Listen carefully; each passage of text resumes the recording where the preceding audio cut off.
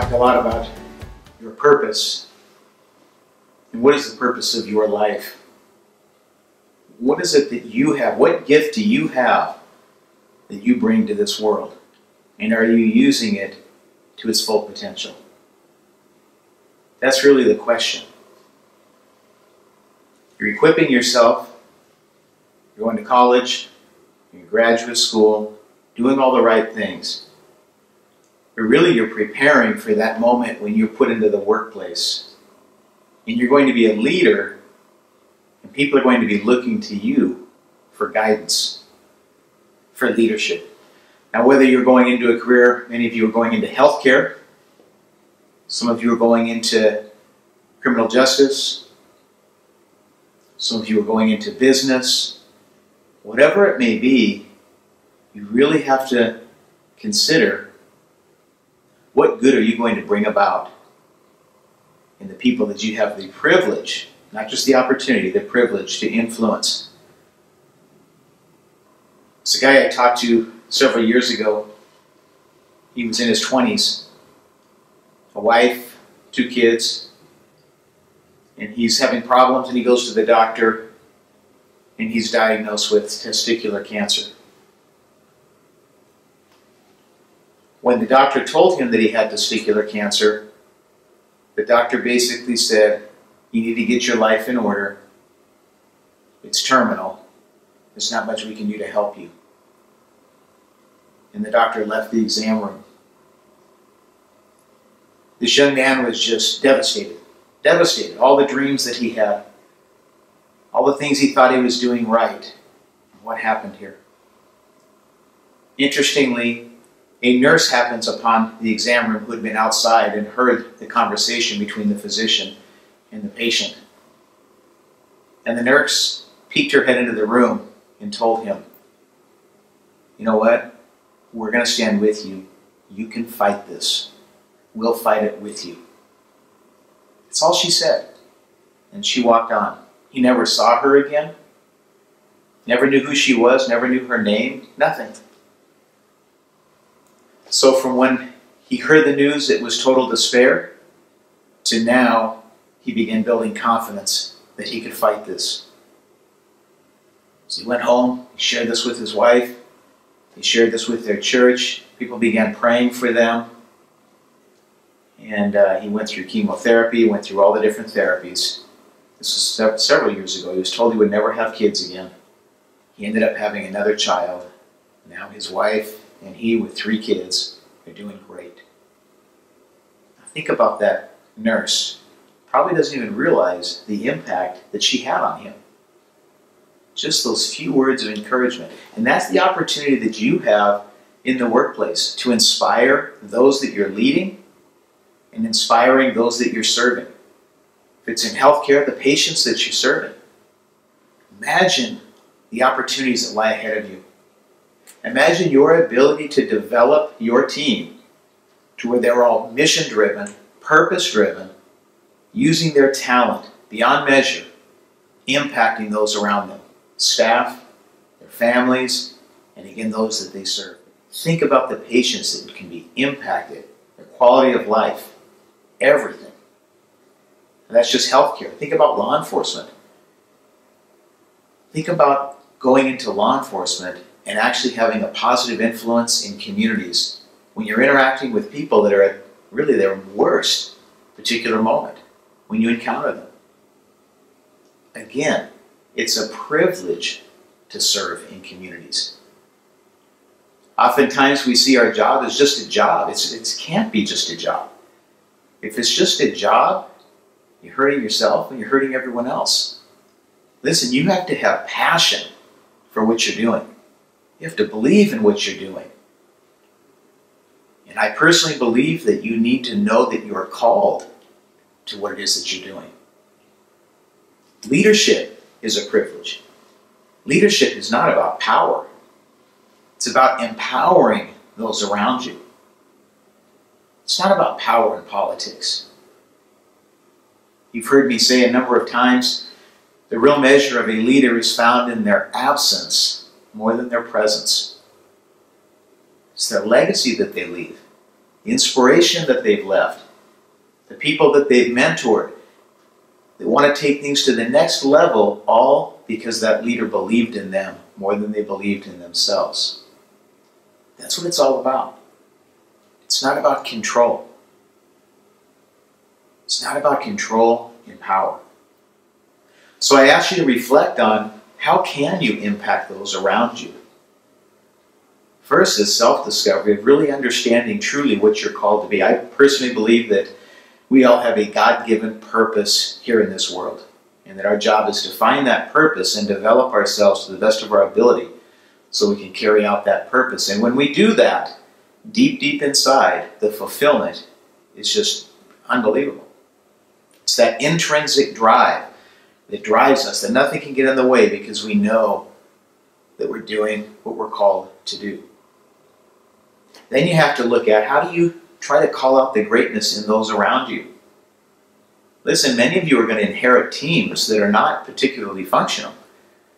You're not going to walk into a organization and they hand you over a team that is just well-oiled and everything's great. There's going to be challenges. There's going to be opportunities there.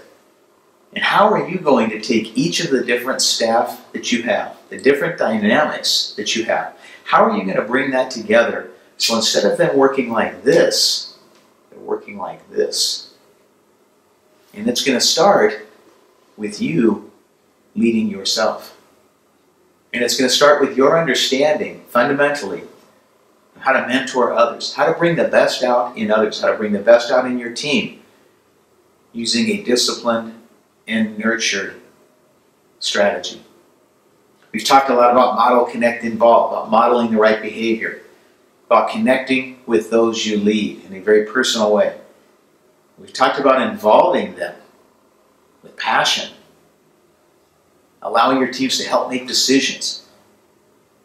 Remember, especially like in healthcare, the same method by which you are engaging your staff is the same measure they're going to be engaging your patients and their families. Think about that. For the outcomes in healthcare, what we need, healthcare is not sustainable at all. We all know that people are sick oftentimes because of their behaviors, unhealthy behaviors. And we can't afford to take care of everybody that is not willing to change their behaviors. But activating patience does a whole lot of things. You want to be successful in a healthcare organization, then make sure the healthcare organization understands that your goal is to help them be successful by bringing your talents there. Reducing readmit rates, inspiring patients to follow their care, their instructions, right? Involving their families in their care. Imagine the impact. Those of you that are nurses, think about the skills you have, the knowledge that you have, and how are you going to share that knowledge? And in the same way, we see all the challenges across the country with police departments. We all blame the officers. This is a leadership issue. How are the officers being led? When they get out of the academy, are they being told, forget everything you learned, now this is the real world? Are they continued to be told that they need to be an inspiration and a light in their community? The same way that we engage police officers is going to be the same measure to which they engage communities. That partnership is where it's at. Let me talk quickly about the mentoring model.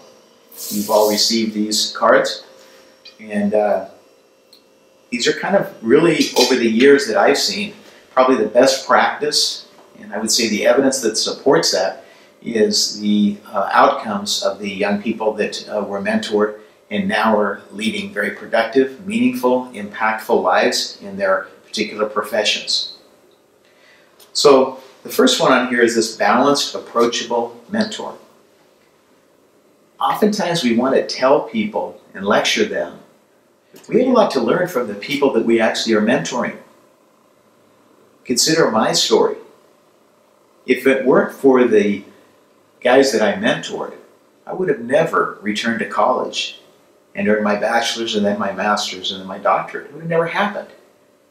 This was the sole result of those that I was mentoring challenging me and telling me, if you're telling us to go to college, you should as well.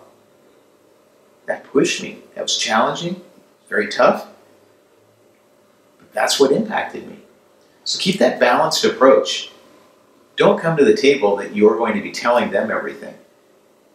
We all need to be curious learners when we're engaging and learn from each other. Learn from each other's experiences. We bring different experiences, completely different experiences to the table. Focusing on strengths, not weaknesses.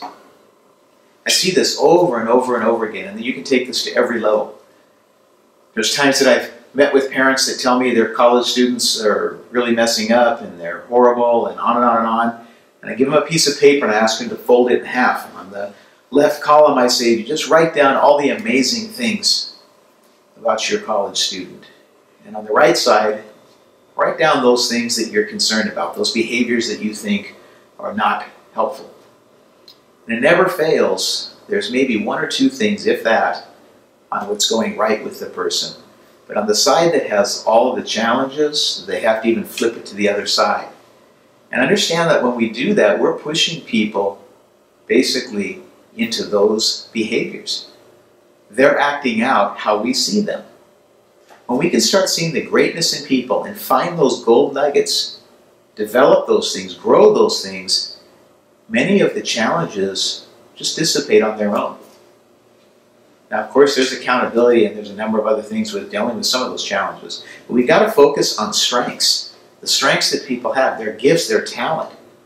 That's what inspires people to move forward, to move on. Reciprocal mentoring. Again, my story is a perfect example.